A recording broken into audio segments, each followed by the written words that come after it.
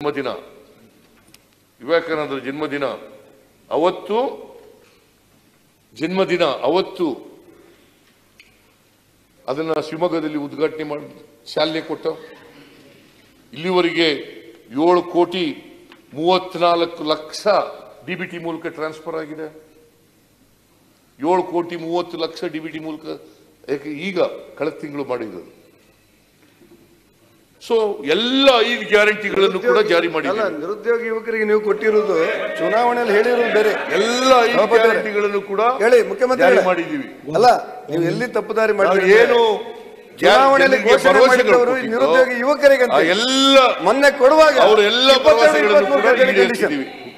ಎಲ್ಲ ಭರವಸೆಗಳನ್ನು ಕೂಡ 5,000 ಕೋಟಿ ಬೇಕಾಗಿತ್ತು. ಅದಕ್ಕೆ ಎಲ್ಲ ಭರವಸೆಗಳು ಬರೀ 1 ಲಕ್ಷ ಜನರಿಗೆ ಈಡೇರಿಸಿರೋದ್ರಿಂದ 30 ಲಕ್ಷ ನಿರುದ್ಯೋಗಿಗಳ ಬದಲು ಈ ವರ್ಷ 22-23 ಅಂತ ಯುವಕರಿಗೆ ಮೋಸ ಮಾಡಿದ್ರಿ ನೀವು.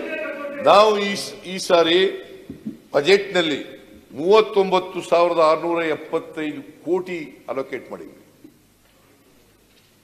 ಪ್ರಧಾನಮಂತ್ರಿಗಳು ಹೇಳಿದ್ರು ರಾಜಸ್ಥಾನದಲ್ಲಿ ಈ ಗ್ಯಾರಂಟಿಗಳನ್ನು ಜಾರಿ ಮಾಡಕ್ ಸಾಧ್ಯ ಆಗಲ್ಲ, ಒಂದು ವೇಳೆ ಮಾಡಿಬಿಟ್ರೆ ಕರ್ನಾಟಕ ರಾಜ್ಯ ಆರ್ಥಿಕವಾಗಿ ದಿವಾಳಿ ಆಗುತ್ತದೆ.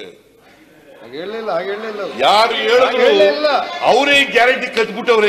ಈಗ ಹಾಗೆ ಹೇಳಲೇ ಇಲ್ಲ, ಇವ್ರ ಕದಿಲೂ ಇಲ್ಲ, ಹಾಗೆ ಹೇಳಲೂ ಇಲ್ಲ. ಇವ್ರು ಸೃಷ್ಟಿ ಮಾಡ್ತಾ ಇದ್ದಾರೆ ಅಷ್ಟೇ.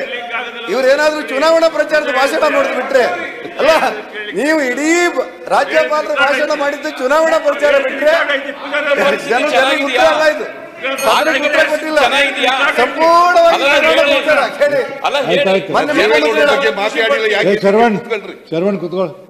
ದೇವೇಗೌಡರ ಬಗ್ಗೆ ಮಾತಾಡಿಲ್ಲ. ಕೂತ್ಕೊಳ್ಳಪ್ಪ. ಮುಖ್ಯಮಂತ್ರಿಗಳು ಮಾತಾಡಿದ್ದು ರಾಜ್ಯಪಾಲರ ಭಾಷಣಕ್ಕೆ ಉತ್ತರ ಅಲ್ಲ, ಬರೇ ಚುನಾವಣಾ ಪ್ರಚಾರ.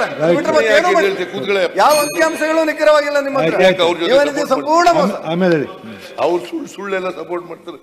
ಈ ಸುಳ್ಳಿಗೆ ಸರಿಗಟ್ಟುವ ಶಕ್ತಿ ನಮಗೆಲ್ಲ ಸಭಾಪತಿ ಅವರೇ.